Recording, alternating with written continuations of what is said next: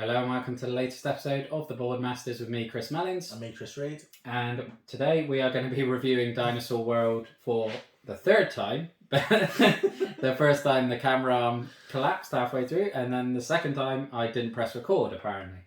So we'll try and get it right this time. Obviously, we've got the 3 expansions with it as well. And with our reviews, we always cover the same 5 categories. So art style and theme, component quality, accessibility, replayability, and the overall gameplay, although we have got in the habit of missing replayability. Yeah, in the last video.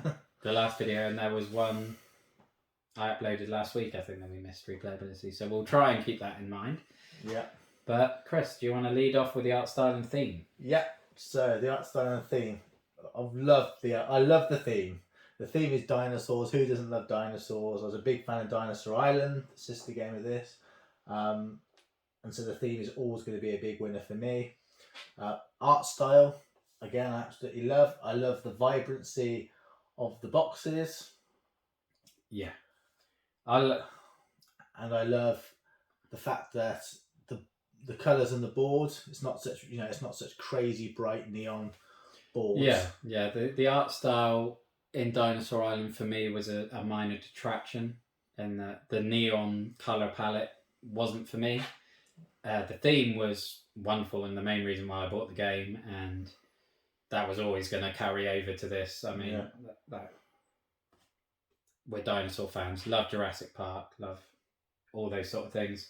So making our own Jurassic Park, but this time with improved art style, is flawless. Yeah, in my opinion. Do love the art style and the cards as well. Yeah, the cards are gorgeous. Detail on them. The art on the meeples, on the jeeps. It's a massive win for me.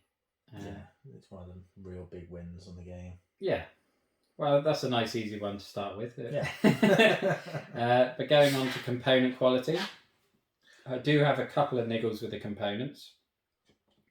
One of them is the player reference cards, which has quite a big error on there in terms of the build an attraction and build a special attraction. They've got the instructions the wrong way around, basically. So the reference card contradicts what's on the board as well as what's in the rulebook, which caused some confusion for us early on. But long term wasn't an issue. The other one is the boredom tokens, and if you follow the game at all, you probably have heard people moaning about these already. These little tiny squares. They're numbered 1 to 5 that you place on your attractions as your Jeeple tour goes around and you activate locations. And it's basically to keep a timer. You lose excitement. You're losing excitement because you're overexposing your guests to the same attractions and they're getting bored. And I wouldn't get bored of seeing dinosaurs. No, me either. I don't know how spoiled these people are. But having to swap a little 1 for a little 2 and then a little 3 and getting the right number and making is fiddly. Yeah. And it doesn't detract for the game from me. No, some people I know seem to hate them. But other than that, no real negatives for me. No, I mean, I'm a big fan of the new dinosaurs. I mean, obviously, the previous game, Dinosaur Island, we were having to borrow Alex's dinosaurs because there was only the pink Triceratops that came with the game. This one, you've got a variety of dinosaurs and they're all different colours, which makes it much easier. And I absolutely love these translucent ones here that came with the expansion packs. Oh, the translucent expansion ones are absolutely gorgeous. I suppose that creates a bit of a rod for their own back, really, in that you've got these beautiful translucent expansions next to the base games, which are solid colours and look great, but you can't help wishing they were translucent as well. Yeah, I love the design of the dinosaurs, very detailed, double-sided. Mm-hmm. That's a big winner for me. The other big winner for me is the dice. I love these big sort of chunky, bright orange neon dice. Well, it's the amber theme, isn't it, for the DNA? I love that as well. And really again, thematic. With the expansions, you get the other dice. You get the algae dice, again carrying on with the theme. Yeah. of the water dinosaurs, and then you've got the Just the hybrid dice. Yeah, And the ice dice. So I love those. Again, translucent, which compares negatively or favourably, depending which way you're looking, with the death die from the base game, which are again solid colours. Yeah. And perfectly fine, absolutely no problem with them, but just wish they were translucent. Yeah, absolutely. Same with Dinosaur Island. These dual layer boards are a big win. Yeah. It makes managing your DNA storage so much easier. Yeah, much easier. I do wish the excitement board was the same, because inevitably you do get knocks and these get moved about, but it hasn't caused any issues for us in our no, not really. Not 7-8 playthroughs so far. We love the metal coins. Oh, absolutely. These components here, solid, chunky metal coins, feel great in the hand. Yeah, so tactile, isn't it? And the bag as well. So yeah. Tote bag, I guess, that comes with it. My favourite one of the games we've played so far. I've had a lot of cloth bags this last few months, and that's definitely the pick of them. I suppose the only other components people might have an issue with the water expansion is the algae tokens, which are basically the same as the boredom ones in terms of the size, but they are used far less frequently. They're only used when you're building a water paddock or building a water dinosaur, or when you roll the algae dice, so you're not swapping them over anywhere near as much, and because you're not having to worry about the number, you don't have to hunt through a pile to get the right number. So they are not a problem for me at all. No. Got no issues with those. Components for this game, whilst there are a few things that they probably could improve on, a few tweaks maybe, but doesn't detract from the game in any way, shape or form. It would only be quality of life improvements, and I'm not holding that against them. Even the boredom tokens, I know a lot of people have already replaced them with mini die, which is a great idea, but while I'm playing the game, they don't bother me. No, not really. I don't think I never have an issue really of getting frustrated with them. But I understand people probably will. Yeah. But that's not on the floor. No. Yeah. So components, massive win just as the art style and theme. So on to accessibility. What are your thoughts on that, Chris? I think on the whole, the accessibility isn't. I think the price point. I did look, and I saw it around the £40 to £50 mark. That would be for the retail edition. Obviously, this is the Kickstarter, which would be a bit more. Yeah, and it's not so easy to get. It's not very easy to get hold of. You can get it through Pandasaurus, the company that made the game. Yeah, that you can get to their website. But on the whole, I don't think it's very easy. No, it's not particularly similar to the Great Wall that we reviewed a few days ago. That, I mean, these games are still in the middle of fulfillment from the Kickstarters, so they just haven't made their way to retail yet. This will. There's no doubt about it. The retail edition will be easy enough to get hold of in a few months. It's just whilst it's coming out to you, it's obviously the Kickstarter edition is going to only be available on eBay at the minute, which is going to drive the price up and things like that. So yes, as of right now, it's not necessarily the easiest to get hold of, but if you show a bit of patience, it will be no problem at all. Yeah, definitely. The setup and tear down, not the quickest, but it's an hour and a half to maybe 2 hours if you've not played it before for each game. So it's definitely not sort of wasted time. It is worth the extra time spending on the setup and the teardown. Yeah. So it's not a huge problem that for me. I think it's quicker than Dinosaur Island, even though you've got 20 to 30. Certainly, once you've got the 3 expansions, you've got 20 to 30 different dinosaurs that you have to separate and organise. Shuffling these bad boys. Shuffling these dinosaur paddocks when you've got all of them there is tricky, very tricky. And then putting it away isn't too bad because you just sort the dinosaurs by colour and put them in a bag. and the hexes just go in their order, which they're generally pretty much in anyway. So it is a little bit of a negative, but it doesn't detract. No, because the game length, I think it's a fair compromise. Same with the Great Wall. Again, you can't have a game of this size and depth and complexity really. No. Without having to spend some time setting out. Yeah. And obviously it's a table hog, as you can see. It is a massive table hog. I mean, there's two of us playing, and obviously it's taken up the whole table, and this is a 6x4 table. Yeah, I wouldn't even want to try and play this with the leaves off in the vault. I mean, I did apologise in the gameplay video because the only way I could actually get us in the shot was to be zoomed out massively, so you probably couldn't see anything that was going on the table anyway. And this is only 2 players. It's a up to 4 player game. Yeah. How you fit 4 people without having some deluxe banquet table to play on, I don't know, but good luck to you. Someone might be on the floor. Yeah, definitely. Unless you've got like a side table that you can put all the minis and resources on, perhaps. But in terms of learning the game, what are your thoughts on that? I found the gameplay pretty easy to pick up after 2 or 3 games. I think it's one of those games where it's quick to pick up, relatively quick to pick up, a bit more difficult to master, particularly with the expansion packs, because you've sort of had to relearn almost, because you're focusing on these objectives with these dinosaurs, but because the new elements, and they're all very different, these expansion packs, you're having to relearn those. There's a lot more strategy involved. So yeah, I think it's pretty easy to learn.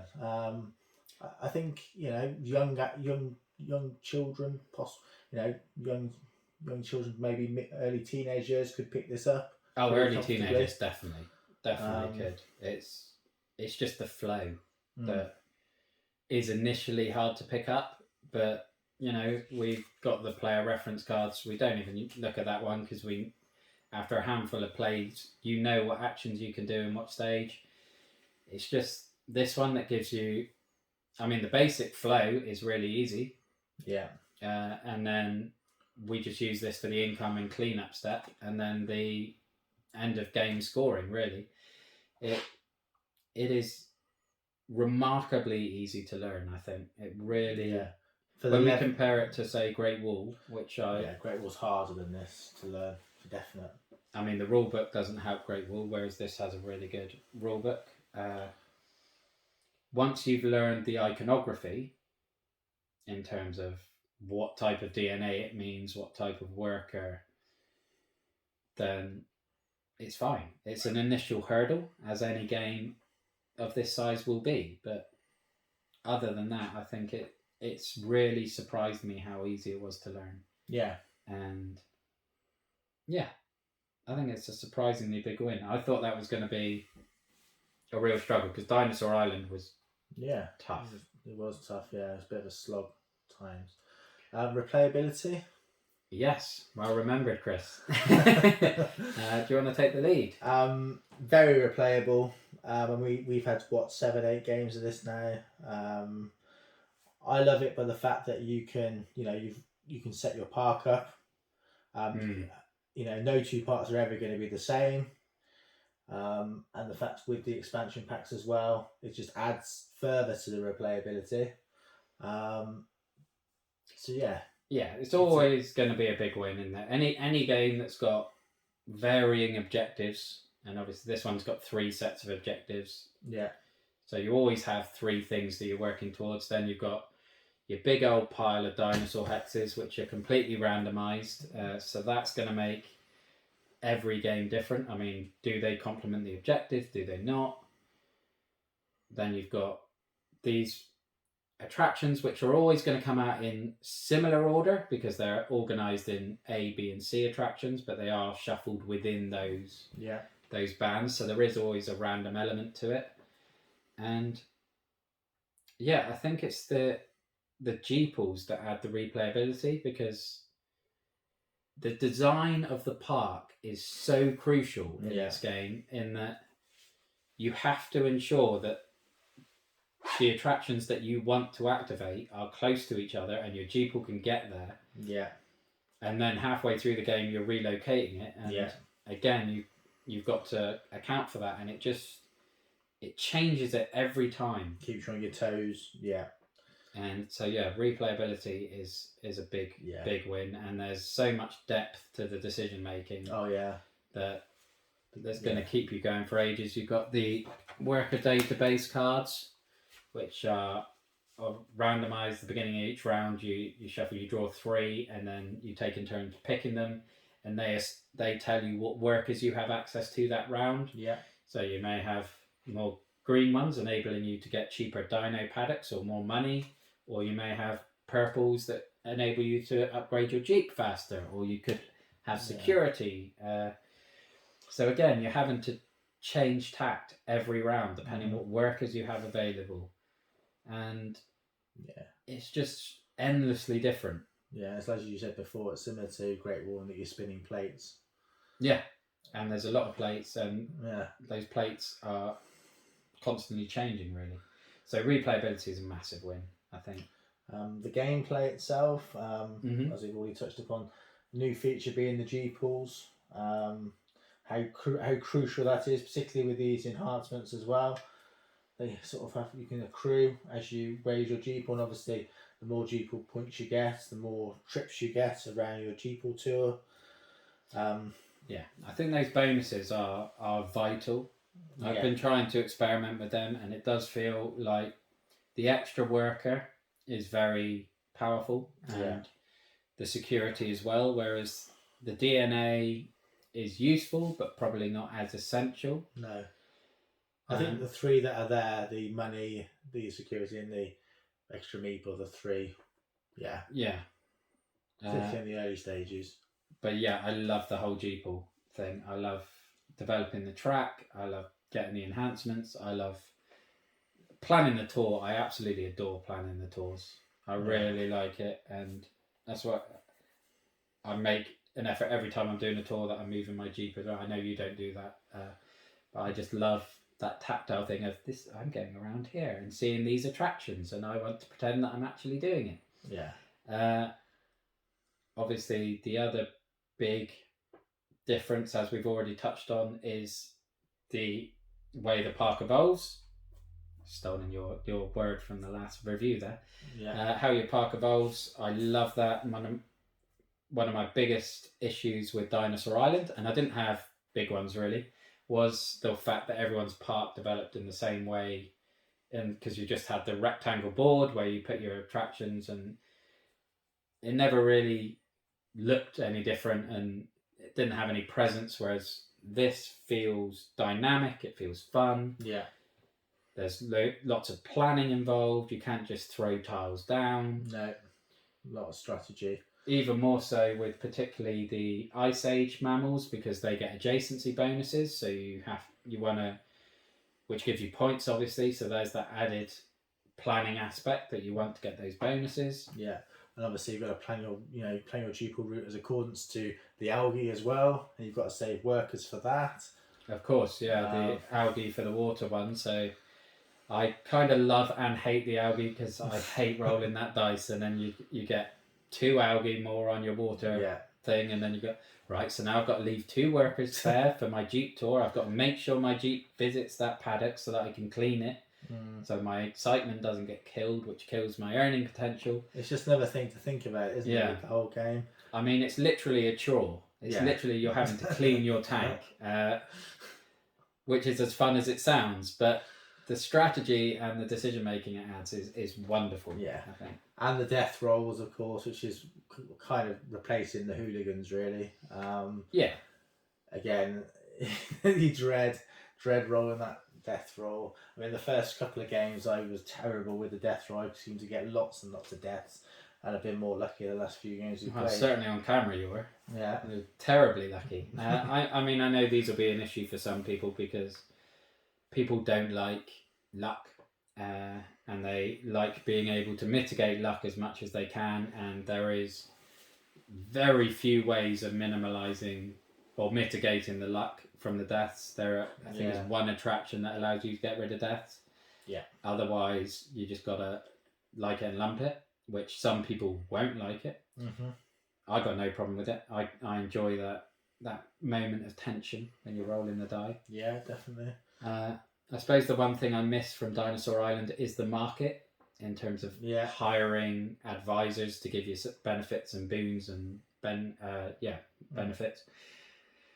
But the game doesn't need them. No. I just like that aspect of the game. Yeah. And also that, as we touched upon before, we don't often get to the sea. Very often. The 3 tiers of the attractions, we haven't got to the sea ever. So yeah, it'll be interesting to see what the sea holds. Maybe. Yeah, I mean, it's hard to envisage many, even in a 4-player game, because in a 2-player game you're getting rid of 3 every time, plus what people are buying. So in a 4-player game you're going to get rid of 1 extra one. So unless people are buying them much more in a 4-player game, it's still going to be hard to get down to the sea cards. Yeah. Which is a shame, because you want to see them, because they're in theory the most powerful ones. But at the end of the day, we found anyway, we don't get through that deck quick enough, because I think they're not as attractive to buy, because they're a relatively high cost, particularly once you get in the Bs, and you're spending a worker to buy it as well. Yeah. Whereas you could be buying a standard attraction for free, or you can get a dinosaur paddock, which obviously is what everyone wants in their park. You want to be building dinosaurs. And so they just don't maybe have the focus that they could. Yeah. But again, it doesn't harm the game in any way, shape or form. It's just I would like to see those C cards get into play. Yes, me too. But yeah, it doesn't harm the game, as you say. The gameplay of this is really strong anyway. Yeah, I mean, I love the DNA management. I love the worker database. I love the decision making in terms of gathering your DNA, how many workers you're going to use to multiply it, and then you're constantly doing that, refining it. Yeah, that mental assessment in terms of, okay, so next round I want to be able to upgrade my Jeeples a certain number of times, so I need those workers. Yeah. Oh, I want to get my security up, so I need those workers. And then, I've got a Jeeple tour and I need a green one to activate the Triceratops ring toss. Yeah. And then I need another white one for the merchandise shop. So you've got your 9 workers, and before you've even started the first turn in the first round, you're already planning what you need for your Jeeple tour. Yeah. Like 3 steps later, and I love that forward planning. And you said it earlier, spinning plates. And it's just, and obviously because each of these cards is different, if you don't get that first shot at it, you could be left with something you don't necessarily want. You might want the all the Jeep the extra Jeep, or you love your Jeep ones, don't you? Yeah, you might want the extra security. So yeah, it's which then plays into this. Do you go big on the victory points, get an early lead, but then you're going to go second every time, which gives you second choice at the worker database, gives you second choice at the DNA, at the paddocks, or do you let the other person get a lead so that you can go first each time? It's so much strategy, so much depth, so much planning, so much re-evaluating, shifting focus. Yeah. Depending what paddocks come out, what attractions come out. Halfway through the game, you need to relocate your entrance, as we said earlier, which again completely changes up the dynamic of your park. Yeah, managing your money, trying to avoid deaths. Trying to avoid deaths. Yeah, you almost go in fear of visiting these dinos because you could get a colossal amount of deaths. Yeah. Even though you're going to get potentially a lot of excitement from visiting them. So yeah, and like with the hybrid pack, you get a lot of victory points for creating one of them, but then you're rolling 2 death dies at the end of every round, so you're potentially getting 4 deaths every round. Yeah. Without even visiting it. Then you've got the objectives as well. Yes, they tend to be ABC. This one tends to be more sort of dino focused. Yeah, certain numbers of. That's more resources. Oh well, yeah, you've got paddocks and things. Yeah. And then this one is variable, so it's like DNA, number of deaths, security, and excitement. So I like the fact they do that. They just sort of separate them so you don't have all dinosaurs or all. Yeah, because you wouldn't want a 7 small carnivores with the No. 6 large carnivores and then 8 herbivores, No. because you'll never be able to achieve that unless you had 10 hybrids and you managed to get all the Wow. hybrids. But yeah, I think the gameplay is wonderful. Absolutely adore it. Yeah, me too. Really love it. So what score are you going to give it, Chris? So I am going to give it a 10 out of 10. Top score. It's a wonderful game. I really love it. I love the theme. Mm-hmm. Love the art style. Love the gameplay. Easy to learn. Great replayability. Couple of little niggles in the sort of in the accessibility with getting the game, buying the game. It's at the moment it's not that easy to get hold of. Yeah, but will change. You can't detract from the game. Components are fantastic. Again, a couple of niggles with the squares, the tiny little squares, and possibly these could have been translucent like the others, but that doesn't detract from the game at all. Just in the gameplay alone, it's a 10, isn't it? Just on that. But when you add the art style and the theme to it as well, and the replayability, it's just a great game. Yeah, I love it. I mean, for me, 10 out of 10 is not a perfect game. I've spoken about this on the channel before. You can't get a perfect game. A 10 out of 10 is something where you recognise its flaws, but you don't care, you love it anyway.